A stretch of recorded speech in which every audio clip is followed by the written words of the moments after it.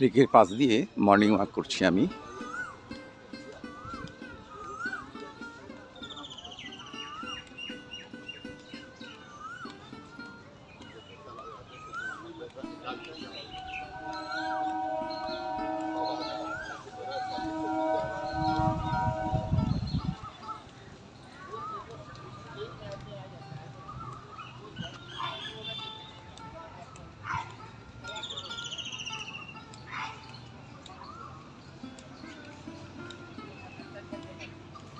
প্রচুর পাখির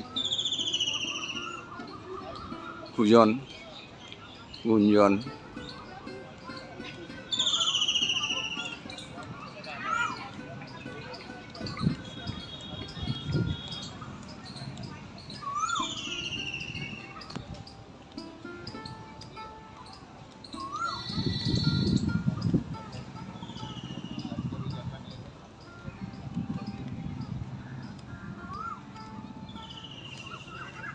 একটা বেশ ভালো জায়গায় আমি আজকের মর্নিংটা কাটাচ্ছি। 65 বছর বয়স হয়ে গেছে আমার, 66তে পা দিতে চলেছি। কলকাতাতেই আছি। এই লেকের পাশ দিয়ে কতবার যাতায়াত করেছি, কোনোদিনও মনে হয়নি যে ভেতরে এসে একটু দেখি। জানি না, আগে হয়তো আমার মনের মধ্যে এই বিষয়টিতে আমি বিলাসিতা মনে করতাম। যারা এখানে ঢুকতো, এ করতো, মানে বিচরণ করতো, তাদেরকে দেখে আমার যেন মনে হতো যে বিলাসিতা। কিন্তু আজকের এই 65 বছর পরেই 66তম বছরের প্রাক্কালে আমি আমার ছেলে এবং বৌমা, ছোট ছেলে এবং বৌমা, তাদের কল্যাণে আজকের ঢুকলাম। ওরা জোর করে এনেছে।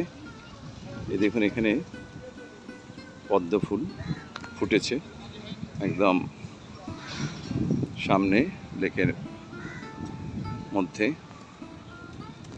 তো যেটা বলছিলাম, এই এতদিন বাদে আমি ঢুকলাম ভেতরে। এর আগে পাশেই ক্ষুদিরাম অনুশীলনী কেন্দ্রে আমি যখন হায়ার সেকেন্ডারি পাস করেছিলাম 1976 সাল, সে সময় আমি এসে রেগুলার এখানে ক্লাস করতাম, ওয়ার্ক এডুকেশনের ক্লাস করতাম। সবে হায়ার সেকেন্ডারি পরীক্ষা পাশ করেছি, চাকরি কি হবে না হবে বুঝতে পারছি না। আমার বন্ধুরা বললো, চল ওয়ার্ক এডুকেশন ক্লাস করি, স্কুলের টিচারই হবে। ওদিকে বিএসসি বঙ্গবাসীতে ভর্তি হয়েছি, আর এদিকে দুপুরবেলা ক্লাস করছি ওয়ার্ক এডুকেশনের অনুশীলনী, ক্ষুদিরাম অনুশীলনী, রবীন্দ্র সরোবরের পাশে। কিন্তু তখনও ভেতরে আর ঢুকিনি। আজকে এতদিন বাদে ঢুকে মনে হচ্ছে যে না, এটা না ঢুকলে বোধহয় কিছু একটা বাদ থেকে যেত। আমি প্রতি মাসে ইদানিং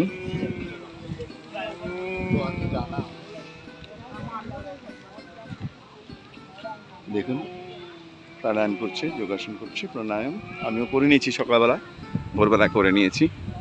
এখন এই লেক ঘুরছি, মর্নিং ওয়াক করছি। তো যেটা বলছিলাম, যে মনে হতো যে আমি প্রতি মাসে যে বেড়াতে যাচ্ছি, মনে হয় না কি সুন্দর লাগে, কোথাও কোথাও বেড়াতে যাচ্ছি। কিন্তু আজকের এখানে এসে আমার ভীষণ ভালো লাগছে। আর এর জন্য অবশ্যই ধন্যবাদ দিতে হয় আমার ছোট পুত্রবধূ এবং ছোট ছেলে। আমরা এবারে বেরোবো,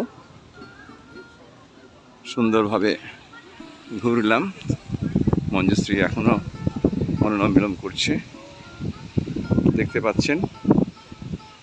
আর আমার পুত্রবধূ আর পুত্র শুধু হাসছে, ওরা প্রাণায়াম যোগাসন করে না। তবে একটা ভালো জায়গা, বুঝতেই পারছেন, আমাদেরকে নিয়ে এসেছে।